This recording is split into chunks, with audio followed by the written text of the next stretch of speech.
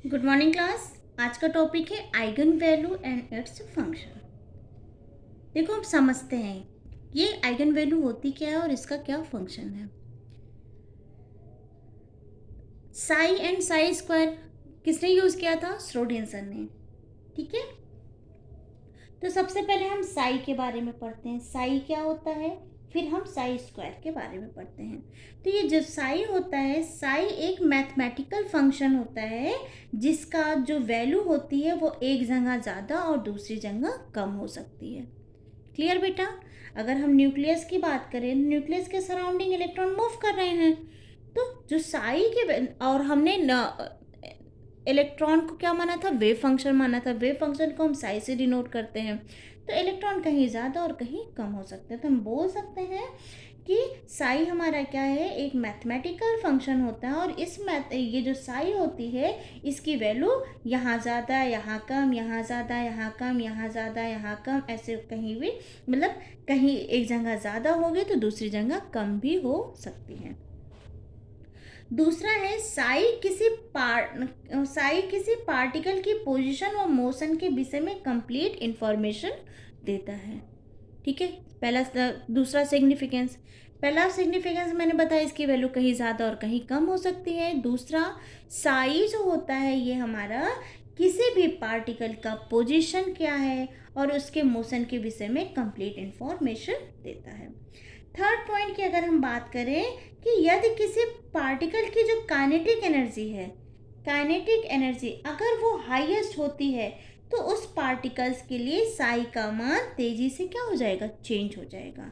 तो उस पार्टिकल्स के लिए जो साई की वैल्यू होती है वो चेंज हो जाती है। क्लियर? साई की जो वैल्यू होती है वो केवल मूविंग पार्टिकल के लिए ही चेंज होती है। अगर पार्टिकल्स हमारा रुका हुआ है तो उसके लिए साई की वैल्यू क्या होती है? हमेशा फिक्स्ड होती है। नेक्स्ट पॉइंट में बताती हूँ आपको, जो एटम में इलेक्ट्रॉन के बारे में complete information orbital wave function में प्रेजेंट होती है। क्लियर बेटा? एक बार फिर से बता रही हूँ, एटम में इलेक्ट्रॉन के बारे में जो कंप्लीट इंफॉर्मेशन होती है वो ऑर्बिटल वेव फंक्शन में क्या होती है? प्रेजेंट होती है। तो किसी भी एटम में इलेक्ट्रॉन के वेव फंक्शन को हम क्या बोलते हैं? Atomic orbital. क्लियर? मैंने क्या बोला? एटम में जो इलेक्ट्रॉन की कंप्लीट इंफॉर्मेशन होती है वो ऑर्बिटल वेव फंक्शन में प्रेजेंट होती है। और किसी एटम में इलेक्ट्रॉन के वेव फंक्शन को एटॉमिक ऑर्बिटल बोलते हैं, क्योंकि किसी इलेक्ट्रॉन के लिए बहुत से वेव फंक्शन हो सकते हैं। अतः हम ये बोल सकते हैं कि एटम में कई एटॉमिक ऑर्बिटल होते हैं और ये एटॉमिक ऑर्बिटल किसी एटम में ढेर सारे हो सकते हैं। ठीक, जैसे आपका न्यूक्लियस है, इसके सराउंडिंग ढेर सारे एटॉमिक ऑर्बिटल्स हो सकते हैं और इस एटॉमिक ऑर्बिटल्स में क्या होते हैं? आपके इलेक्ट्रॉन्स होते हैं। नेक्स्ट पॉइंट में मैं आपको बता रही हूँ, ये जो साई होता है इसकी जो वैल्यू होती है ये पॉजिटिव भी हो सकती है और नेगेटिव भी हो सकती है। मतलब अगर हम एक वेव फंक्शन ड्रॉ करें, एम्पलीट्यूड को देखें, तो यहाँ पे ये क्या है? ये आपका अगर प्लस साई है तो अगर ये आपका प्लस साई है तो ये आपका क्या हो जाएगा? Minus psi. अगर ये प्लस साई है तो ये क्या हो जाएगा? Minus psi. ये प्लस साई है तो नीचे आपका क्या हो जाएगा? Minus psi.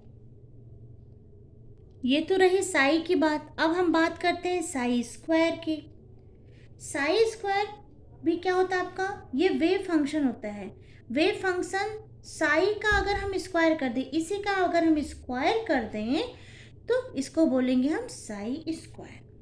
मतलब साई स्क्वायर किसी पॉइंट पर इलेक्ट्रॉन पाए जाने की प्रोबेबिलिटी को शो करता है। ये किसको शो कर रहा था? ऑर्बिटल्स को। एटम में कितने ऑर्बिटल्स हो सकते हैं, जबकि जो साई स्क्वायर होता है वो किसी पॉइंट पे इलेक्ट्रॉन के पाए जाने की प्रोबेबिलिटी को शो करता है। साई स्क्वायर को प्रोबेबिलिटी डेंसिटी भी कहा जाता है।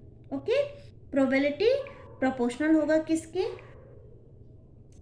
हम यहाँ से लिख सकते हैं जो हमारा प्रोबेबिलिटी होता है ये प्रोपोर्शनल होता है किसके? साई स्क्वायर के। ठीक है, ये इलेक्ट्रॉन की डेंसिटी को शो करता है। साई का मान हाई होगा तो अगर साई का मान हाई होगा तो जाहिर सी बात है इलेक्ट्रॉन डेंसिटी ज़्यादा होगी, और इलेक्ट्रॉन डेंसिटी ज़्यादा होगी तो इलेक्ट्रॉन पाए जाने की पॉसिबिलिटी भी बढ़ जाती है। और अगर साई की वैल्यू 0 है तो मतलब वहाँ पे कोई इलेक्ट्रॉन नहीं है, तो इलेक्ट्रॉन पाए जाने की पॉसिबिलिटी 0 हो जाएगी। कब? जब साई स्क्वायर की वैल्यू 0 होगी। क्लियर? और वो रीजन जहाँ पे इलेक्ट्रॉन पाए जाने की प्रोबेबिलिटी मैक्सिमम होती है उस रीजन को एटॉमिक ऑर्बिटल बोलते हैं। ठीक। और ये जो साई स्क्वायर होती है इसकी वैल्यू हमेशा कैसी होगी? पॉजिटिव होती है। यहाँ मैंने साई की बोली थी, साई की वैल्यू पॉजिटिव भी हो सकती है और नेगेटिव भी हो सकती है, जबकि जो साई स्क्वायर होता है इसकी वैल्यू हमेशा कैसी होगी? पॉजिटिव होगी। ठीक। तो ये तो हमारा था complete information significance of Sai and Sai square. Sai orbital है और साई स्क्वायर हमारा क्या है? इलेक्ट्रॉन की प्रोबेबिलिटी है। अब आता है eigen value and its function. देखो आइगन जो वैल्यू थी, अब देखो बेटा जो आइगन वैल्यू या आइगन फंक्शन है ये कहाँ से मिला? जब श्रोडिंगर वेव इक्वेशन को सॉल्व किया गया तो डिफरेंट डिफरेंट सोल्यूशन मिले। ठीक है, कुछ उसमें मीनिंगफुल सोल्यूशन मिले और कुछ क्या थे? मीनिंगलेस थे। तो दो तरह के सोल्यूशन मिले, एक था आपका मीनिंगफुल और एक आपका था मीनिंगलेस। ठीक है,